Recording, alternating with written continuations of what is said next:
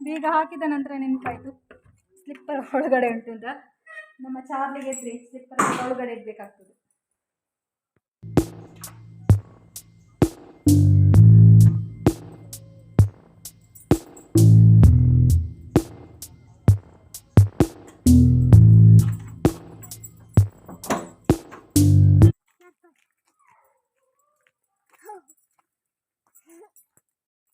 ಪದಾರ್ಥ ಮಾಡಲಿಕ್ಕೆ ಹೋಗುವಾಗ ಟೊಮೆಟೊ ಖಾಲಿಯಾಗಿದೆ. ಟೊಮೆಟೊ ಖಾಲಿಯಾಗಿದೆ, ಹಾಗಾಗಿ ಸ್ವಲ್ಪ ದೂರದಲ್ಲಿ ಒಂದು ಅಂಗಡಿ ಉಂಟು, ಅಲ್ಲಿಗೆ ಹೋಗಿ ತರುವ ಅಂತ. ಮತ್ತು ಸ್ವಲ್ಪ ತರಕಾರಿ ಕೂಡ ಆಗಬೇಕು. ಸಮಿತಿ ಇವತ್ತು ಸ್ಕೂಲಿಗೆ ರಜೆ ಹಾಕಿದ್ದಾನೆ ಇಲ್ಲ ಸಮಿತಿ? ಈ ಹುಡುಗ ಹೇಳಿದ್ದು ಕೇಳೋದಿಲ್ಲ. ನಾನು ಕರ್ಕೊಂಡು ಬರೋದು, ಮನೆಯಲ್ಲಿ ಬಿಟ್ಟು ಬರೋದು ಒಂದೇ ಲೆಕ್ಕ. ಹೌದು ಸಮಿತಿ?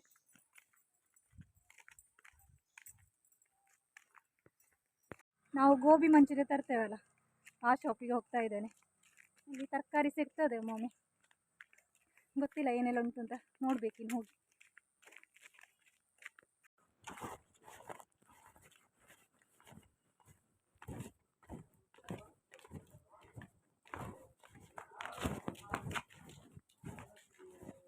ಟೊಮೆಟೊ ಉಂಟಾ? ಅರ್ಧ ಕೆಜಿ.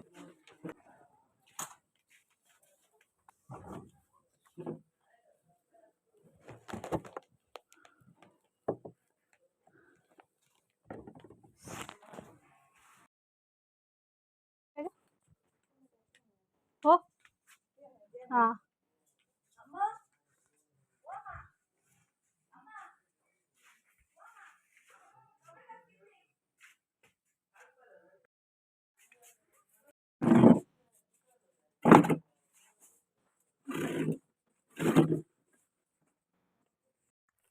ಟೊಮೆಟೊ ಸಿಕ್ಕಿತ್ತು ನನಗೆ, ಹಾಗೆ ಸ್ವಲ್ಪ ತರಕಾರಿ ಕೂಡ ತೆಗೆದೆ.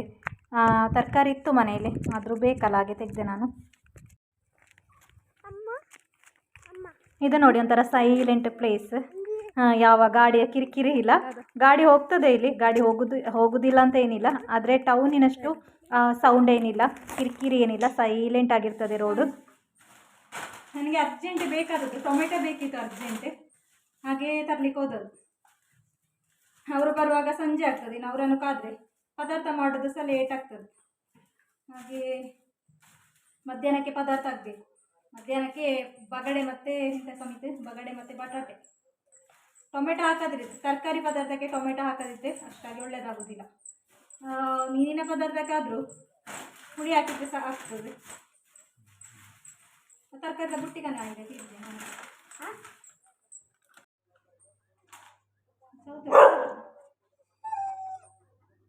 ಇದು ಸೌತೆಕಾಯಿ, ಮತ್ತು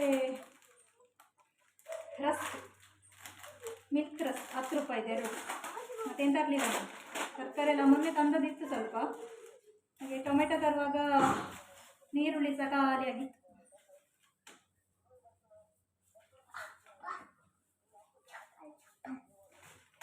ಸಮಿತಿಗೆ ಪಾನಿಪುರಿ ಸುಖಾನೆ ತಂದು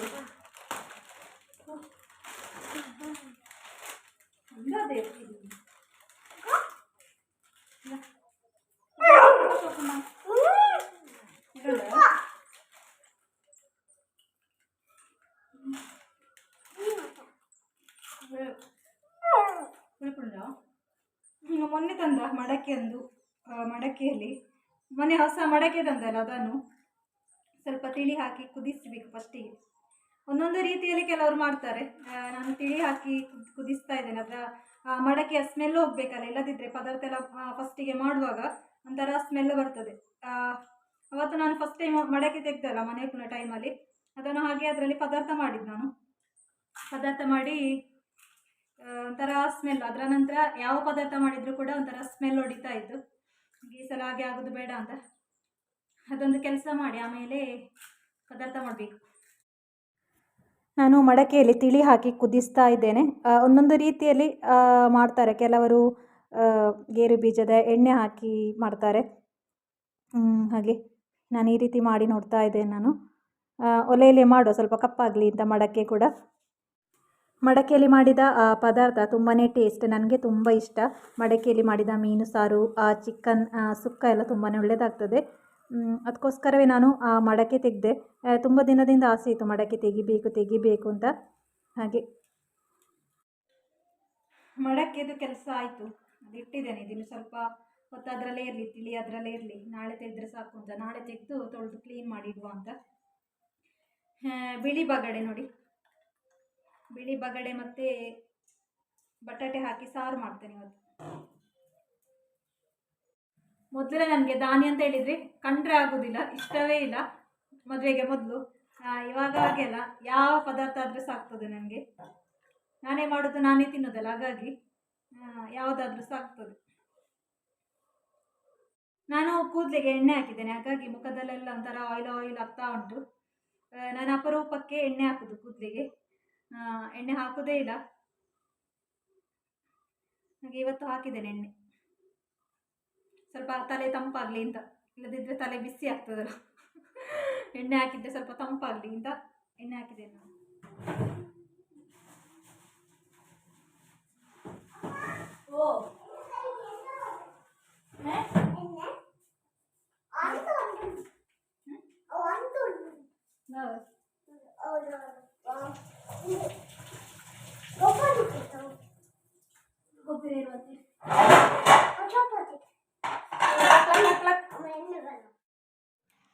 ನಾನು ಬಗಡೆ ಕುಕ್ಕರಲ್ಲಿ ಹಾಕ್ತಾ ಇದ್ದೇನೆ.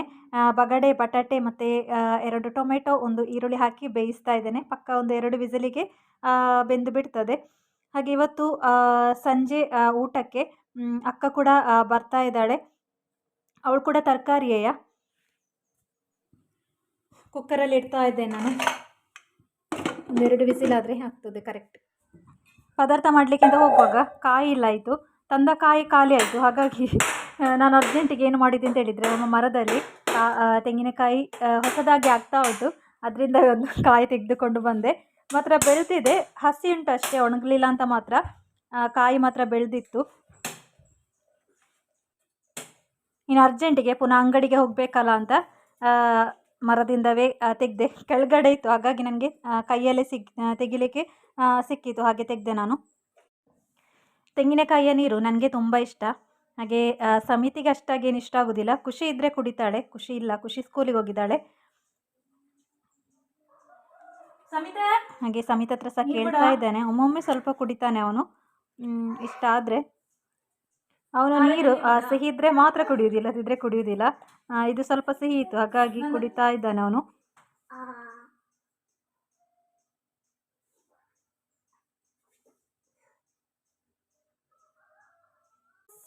ಬಗಡೆ ಸಾರು ರೆಡಿ ಆಯಿತು. ಬಗಡೆ ಮತ್ತು ಬಟಾಟೆ, ಇನ್ನೊಂದು ಒಗ್ಗರಣೆ ಕೊಡ್ಲಿಕ್ಕೆ ಉಂಟು.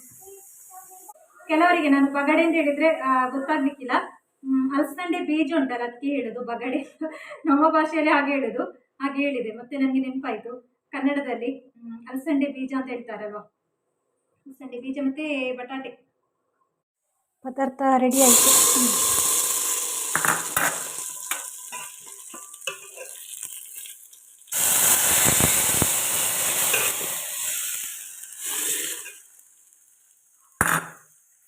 ಅಡುಗೆ ಕೆಲಸ ಎಲ್ಲ ಆಯಿತು. 1:12 ಆದಷ್ಟೇ, ಹಾಗಾಗಿ ಊಟ ಮಾಡಲಿಕ್ಕೆ ಇನ್ನೂ ಕೂಡ ಟೈಮ್ ಉಂಟು.